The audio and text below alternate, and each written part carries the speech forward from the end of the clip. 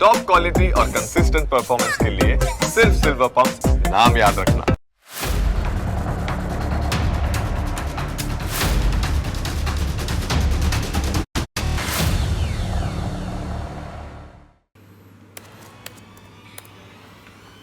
નમસ્કાર, હું Janak Dave. Full stop news analysis પ્રોગ્રામમાં આપનું સ્વાગત છે. આજે અમે કુલ 4 મુદ્દે વાત કરવા જઈ રહ્યા છીએ, જેમાં સૌથી પહેલા મુદ્દો સુપ્રીમ કોર્ટના નવા આદેશનો છે. આ આદેશમાં સરકારને એક એવી વ્યવસ્થા ઊભી કરવામાં કહેવામાં આવ્યું છે જેમાં વીમા વગરના વાહનોને પેટ્રોલ અને ડીઝલ જ ન મળે. અમે તમને આ આદેશ વિશે વિસ્તારથી વાત કરીશું. આજનો બીજો મુદ્દો એક ચાર્જનો છે. યુપીઆઈ પેમેન્ટ પર હવે ચાર્જ લગાડવામાં આવી શકે છે.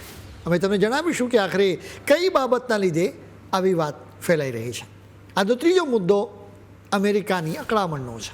ભારત સરકાર એક બિલ સંસદમાં રજૂ કરવા જઈ રહી છે જેનાથી અમેરિકાના પેટમાં તિલ રેડાઈ રહ્યું છે.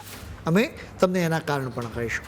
અને આજનો ચોથો મુદ્દો વંધ્યત્વનો છે. આપણા દેશના શહેરોમાં ઠેર ઠેર આઈવીએફ સેન્ટર્સ ખુલી ગયા છે, જેના માટે મહિલાઓ કરતાં પણ પુરુષો વધુ જવાબદાર છે. અમે તમને આ મામલે વિસ્તારથી જાણકારી આપીશું.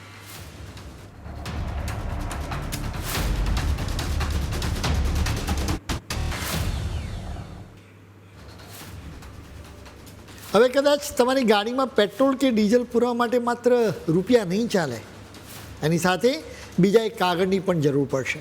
અને જો એ કાગળ નહીં હોય ને તો તમે ભલે ગમે તેટલા રૂપિયા આપો પણ પેટ્રોલ પંપ પર પેટ્રોલ કે ડીઝલ તમને નહીં મળે. આ કાગળ છે વીમા પોલિસી. તમે રોજની જેમ પેટ્રોલ પંપ પર જશો તો કદાચ તમને સાંભળવા મળશે કે વીમો નહીં હોય તો પેટ્રોલ કે ડીઝલ પણ નહીં મળે. તમે એમ ના માનતા કે આ નિર્ણય કેન્દ્ર સરકાર તરફથી લેવામાં આવ્યો છે, બલકે એના માટે મંગળવારે કેન્દ્ર સરકારને સુપ્રીમ કોર્ટ તરફથી આદેશ આપવામાં આવ્યો. અદાલતે સરકારને આદેશ આપ્યો છે કે એક પાયલટ પ્રોજેક્ટ તૈયાર કરો, અને આ પાયલટ પ્રોજેક્ટનો હેતુ એ છે કે થર્ડ પાર્ટી ઇન્સ્યોરન્સ પોલિસી ન ધરાવતા વાહન ચાલકોને પેટ્રોલ પંપ પર પેટ્રોલ અને ડીઝલ માટે ના પાડી શકાય છે.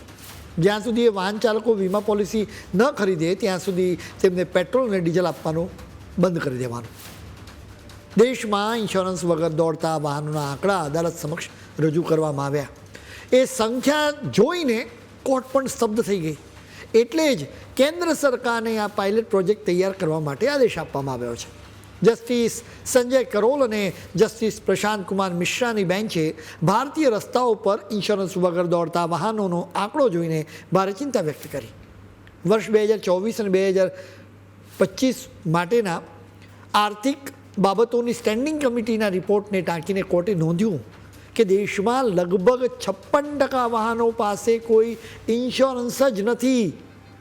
આ સમિતિના રિપોર્ટ પ્રમાણે દેશના અંદાજે 30 કરોડ વાહનોમાંથી આશરે 16.54 કરોડ વાહનો કોઈપણ પ્રકારના વીમા વગર રસ્તા પર દોડે જ જાય છે. કોર્ટે આ આખી વાતને સીધી આપણી જિંદગીના મૂળભૂત અધિકાર સાથે જોડી દીધી. બેન્ચે ચોખ્ખા શબ્દોમાં કહ્યું કે ગાડીનો થર્ડ પાર્ટી ઇન્સ્યોરન્સ ફરજિયાત બનાવવો એ માત્ર કાગળ પરનો નિયમ નથી. એનો ખરો હેતુ એ છે કે જો કોઈ અકસ્માત થાય તો પીડિત પરિવારે વળતર માટે વર્ષો સુધી કોર્ટ કચેરીના ધક્કા ન ખાવા પડે અને તેમને તરત જ મદદ મળી રહે. કોર્ટ માને છે કે આ નિયમથી વાહન ચાલકો સમયસર વીમો રિન્યૂ કરાવશે અને ઇન્સ્યોરન્સ વગર રસ્તા પર ફરતી ગાડીઓને પકડવી પણ ખૂબ સરળ બની જશે. સુપ્રીમ કોર્ટે આ મુદ્દે ખૂબ જ ગંભીર દેખાઈ રહી છે. આ પહેલાં 2018માં પણ આ મામલે સુપ્રીમ કોર્ટે મહત્ત્વનો આદેશ આપ્યો હતો. એ સમયે સુપ્રીમ કોર્ટના આદેશથી નિયમ બન્યો કે નવી કાર ખરીદો તો 3 વર્ષનો અને નવું ટુ વ્હીલર ખરીદો તો 5 વર્ષનો થર્ડ પાર્ટી ઇન્સ્યોરન્સ સાથે જ મળશે. ખરીદી કે રજિસ્ટ્રેશનના સમયે જ આ વીમો મળી જાય અને એ પણ ફરજિયાત.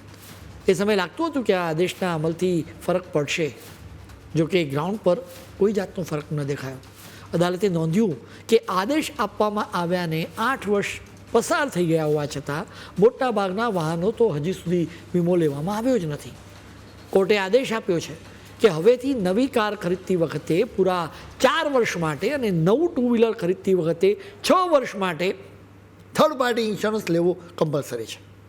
એનો અર્થ એ થયો કે નવા વાહનો માટે ખરીદીના સમયે ખર્ચ થોડો ઘણો વધી શકે. આ સાથે જ સુપ્રીમ કોર્ટે દેશની ઇન્સ્યોરન્સની બાબતમાં નિયમન કરતી એજન્સી ઇરડાને પણ સ્પષ્ટ સૂચના આપી છે કે આ નવા નિયમનો અમલ કરાવવા માટે જરૂરી તમામ દિશા નિર્દેશો વહેલામાં વહેલી તકે અને તાત્કાલિક અસરથી જાહેર કરવામાં આવે. હવે સૌથી મોટો સવાલ એ છે કે પેટ્રોલ પંપ પર કોણ ચેક કરશે કે કોઈ વાહનનો વીમો છે કે નહીં, કેમ કે લોકોના દસ્તાવેજો ચેક કરવાનો અધિકાર તો પેટ્રોલ પંપના સ્ટાફની ન જ હોય. એના માટે પણ અદાલતે પોતાના આદેશમાં વાત કરી છે. નિયમોનું પાલન સરળ બને અને આખી સિસ્ટમ એકદમ પારદર્શક થાય તે માટે એક મજબૂત માળખું તૈયાર કરવાનો આદેશ આપવામાં આવ્યો છે. એટલે કે હજી એના માટે વ્યવસ્થા તૈયાર કરવાની જરૂર છે. અદાલતે બહુ સ્પષ્ટ કહ્યું છે કે કોઈ વાહનનો વીમો લેવાયો છે કે નહીં એ પેટ્રોલ પંપ પર જ ચેક થાય એવી પાક્કી વ્યવસ્થા ગોઠવવી પડશે. જો ગાડીનો વીમો રિન્યૂ નહીં થયો હોય, જ્યાં સુધી નવો ઇન્સ્યોરન્સ ન લેવાય ત્યાં સુધી પેટ્રોલ કે ડીઝલ આપવાનું જ બંધ કરી દેવાશે.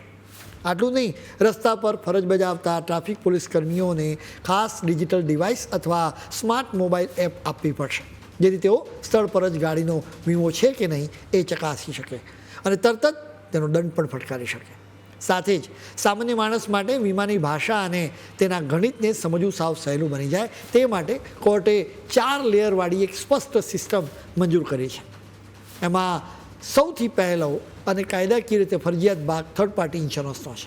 આ સિવાય બાકીના 3 વિકલ્પો મરજિયાત રખાય છે, જેમાં પહેલો મરજિયાત વિકલ્પ છે કારમાં બેસનારા કે બાઇક પર પાછળ બેસનારા મુસાફરો માટે legal liability cover. Legal liability cover એટલે કે જો તમારી ગાડીમાંથી અકસ્માત થાય અને તમારી કારમાં બેઠેલા મુસાફર કે બાઇક પર પાછળ બેઠેલી વ્યક્તિ કે તમારા ડ્રાઈવરને કોઈ ઈજા થાય કે તેનું માનો લોકો મૃત્યુ થાય તો કાયદા મુજબ આ લોકોને વળતર આપવાની મોટી નાણાકીય જવાબદારી ગાડીના માલિક પર આવે છે. જો તમારી પાસે આ લીગલ લાયબિલિટી કવર હોય તો કોર્ટ કે કાયદા દ્વારા નક્કી થયેલું એ તમામ વળતર અને તબીબી ખર્ચ ઇન્સ્યોરન્સ કંપની ચૂકવે છે. બીજો વિકલ્પ ગાડીના માલિક, ડ્રાઈવર કે પેસેન્જર માટે પર્સનલ એક્સિડન્ટ કવર છે. હવે આ કવર શું છે એ પણ તમે સમજો. જો અકસ્માત દરમિયાન ગાડીના માલિક, ગાડી ચલાવનાર ડ્રાઈવર કે તેમાં બેઠેલા મુસાફરોમાંથી કોઈને શારીરિક ઈજા થાય, કાયમી ખોળખાપણ રહી જાય કે કમનસીબે એનું મૃત્યુ થાય તો આ કવર હેઠળ ઇન્સ્યોરન્સ કંપની નક્કી કરેલી રકમ ચૂકવે છે. ત્રીજો વિકલ્પ વાહનને થતા નુકસાનનો છે. આ બધામાં કોર્ટે થર્ડ પાર્ટી ઇન્સ્યોરન્સ પર ખાસ ભાર મૂક્યો. થર્ડ પાર્ટી ઇન્સ્યોરન્સ એટલે શું? તો થર્ડ પાર્ટી ઇન્સ્યોરન્સ એટલે કે અકસ્માત થાય ત્યારે સામેવાળી અજાણી વ્યક્તિને થતા નુકસાનની ભરપાઈ કરતો વીમો. આમાં પહેલી પાર્ટી વ્યક્તિ પોતે હોય એટલે ગાડીનો માલિક છે, બીજી પાર્ટી ઇન્સ્યોરન્સ કંપની છે અને થર્ડ પાર્ટી એટલે કે સામેવાળી વ્યક્તિ કે જે વિક્ટીમ થયું હોય એક્સિડન્ટમાં, જેના વાહન, મિલકત કે શરીરને નુકસાન તમારી ગાડીથી થાય. જો રસ્તા પર તમારી ગાડીથી કોઈ બીજાની ગાડીને ટક્કર વાગે કે કોઈ વ્યક્તિને ઈજા પહોંચે તો સામેવાળી વ્યક્તિની ગાડીનું રિપેરિંગ, હોસ્પિટલની સારવાર કે કોર્ટ દ્વારા નક્કી થતું વળતર તમારા ખિસ્સામાંથી આપવાના બદલે કોણ આપશે? તો ઇન્સ્યોરન્સ કંપની ચૂકવે. જોકે એના માટે જરૂરી છે કે તમારે થર્ડ પાર્ટી ઇન્સ્યોરન્સ લેવો પડે. અદાલતે બહુ ગંભીરતાથી નોંધ્યું છે કે જ્યારે વીમા વગરનું વાહન અકસ્માત કરે છે ત્યારે પીડિત અને તો તેનો પરિવાર વળતર અને ન્યાય માટે લાંબી કાનૂની લડાઈમાં અટવાઈ જાય છે. ખાસ કરીને જ્યારે અકસ્માતમાં કોઈ વ્યક્તિનું મૃત્યુ થાય કે તેની કાયમી ખોળખાપણ રહી જાય ત્યારે આ સ્થિતિ પરિવાર માટે આર્થિક અને માનસિક રીતે અત્યંત આઘાતજનક બની જાય છે. તેલંગાણાના અકસ્માતના એક કેસની સુનાવણી વખતે આ વીમાને લઈને સુપ્રીમ કોર્ટે આ નવો આદેશ આપ્યો. એકંદરે જોઈએ ને તો થર્ડ પાર્ટી ઇન્સ્યોરન્સ ખૂબ જ જરૂરી છે. અકસ્માત સમયે સામેવાળી વ્યક્તિના વાહન, એની મિલકત કે એને શારીરિક ઈજાઓ પહોંચી હોય તો તમામનો ખર્ચ ઇન્સ્યોરન્સ કંપની ચૂકવતી હોવાથી વાહન ચાલક મોટા આર્થિક બોજામાંથી બચી શકે છે. એ અલગ વાત છે કે હવે કરોડો વાહન ચાલકો પર થર્ડ પાર્ટી ઇન્સ્યોરન્સ ખરીદવાનો બોજો વધી જશે.